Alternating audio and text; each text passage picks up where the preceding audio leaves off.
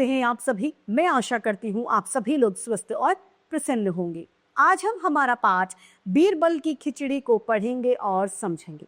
तो आइए शुरू करते हैं इस पाठ को। ये है पाठ 15, बीरबल की खिचड़ी। बीरबल बादशाह अकबर के दरबारी थे। बीरबल अपनी हाजिर जवाबी, यानी वो जैसे ही कोई प्रश्न करता वो तुरंत उत्तर देने वाले हाजिर जवाबी उसे कहा जाता है, से सभी को खुश कर दिया करते थे। बीरबल बहुत दयालु भी थे और किसी पर अन्याय होता नहीं देख सकते थे। एक बार एक गरीब ब्राह्मण को धन की आवश्यकता, यानी धन की जरूरत थी। वह इनाम के लालच में बादशाह अकबर के पास पहुंचा और बोला, हुजूर, मैं सारी रात यमुना नदी के ठंडे पानी में खड़ा रह सकता हूँ। यानी अब उसने ऐसी बात क्यों कही? क्योंकि उसे पैसों की आवश्यकता थी, इस वजह से उसने ऐसी बात कही। भयंकर जाड़े के दिन थे, यानी बहुत सर्दियों के दिन थे, इसीलिए बादशाह को उसकी बात सुनकर बड़ा अचंभा हुआ, यानी आश्चर्य हुआ। उन्होंने कहा, अगर तुमने ऐसा कर दिखाया तो मैं तुम्हें सोने की 100 अशर्फियां इनाम में दूंगा, यानी सोने के 100 सिक्के तुम्हें इनाम में मिलेंगे। गरीब ब्राह्मण पुरस्कार के लालच में, लालच में सारी रात यमुना नदी के ठंडे पानी में खड़ा रहा।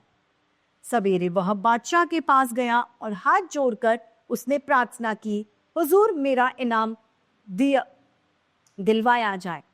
बादशाह चकित हो गए। उसने पूछा, इतनी कड़ाके की ठंड पड़ रही थी, तुम सारी रात नदी के पानी में कैसे खड़े रहे? ब्राह्मण ने बताया कि हुजूर, आपके महल में रात भर एक दीपक जलता रहता था। मैंने उसी को देखते हुए सारी रात बिता दी। बादशाह ने कहा, यह तो सरासर बेईमानी हुई। तुम रात भर हमारे महल के चिराग से, यानी दीपक से गर्मी पाते रहे। अब तुम्हें इनाम नहीं मिल सकता। अब बादशाह ने उसके विरुद्ध ये बात कह दी कि भाई तुमने दिए से गर्मी ले ली। बेचारे ब्राह्मण का मुंह उतर गया, यानी वो निराश हो गया। वह दुखी होकर चला गया। बीरबल को राजा का यह व्यवहार अच्छा नहीं लगा, लेकिन वो उस समय कुछ नहीं बोला। अगले कई दिनों तक बीरबल दरबार में नहीं आए। बादशाह को चिंता हुई कि वो क्यों नहीं आ रहे हैं। उन्होंने एक दरबारी को बीरबल का पता लेने भेजा। दरबारी ने आकर कहा, हुजूर, बीरबल नहीं आ सकेंगे, वे कई दिनों से खिचड़ी पकाने लगे हैं। बादशाह को बड़ा आश्चर्य हुआ। वे सोचने लगे कि ऐसी कौन सी खिचड़ी है जो कई दिनों से पक रही है।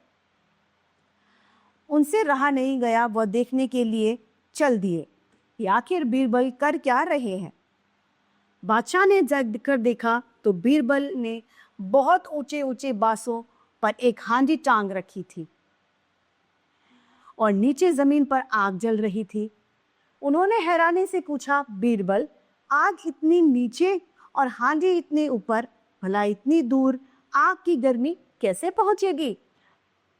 अब बीरबल को तो वैसे भी राजा को यह एहसास कराना था कि जो आप कर रहे हैं वो गलत, और वो कराने में वो सफल हो रहा था। बीरबल ने जवाब दिया, हुजूर, जब महल के चिराग से गर्मी नदी में खड़े ब्राह्मण तक पहुंच सकती है तो इस आग की खिचड़ी भी पक सकती है। बादशाह को अपनी गलती का एहसास हो गया। उन्होंने बीरबल से कहा, बीरबल, तुमने बड़ी कुशलता से हमारी गलती का एहसास हमें कराया है। हमने उस गरीब ब्राह्मण के साथ सच में नाइंसाफी की है। अब हम उसके साथ इंसाफ करेंगे। बादशाह ने अगले दिन ब्राह्मण को दरबार में बुलाया और उसे सम्मान आदर के साथ में 100 के स्थान पर 200 अशर्फियां दी। गरीब ब्राह्मण ने अकबर और बीरबल को धन्यवाद दिया और खुश होकर उनको लेकर वो अपने घर चला गया। हमें कभी भी किसी के साथ में अत्याचार या अन्याय नहीं करना चाहिए। इसी के साथ ये पाठ समाप्त होता है और उम्मीद करती हूँ सभी को ये पाठ भली भांति रूप से समझ में आया होगा। आज के लिए इतना ही, फिर मिलते हैं। धन्यवाद।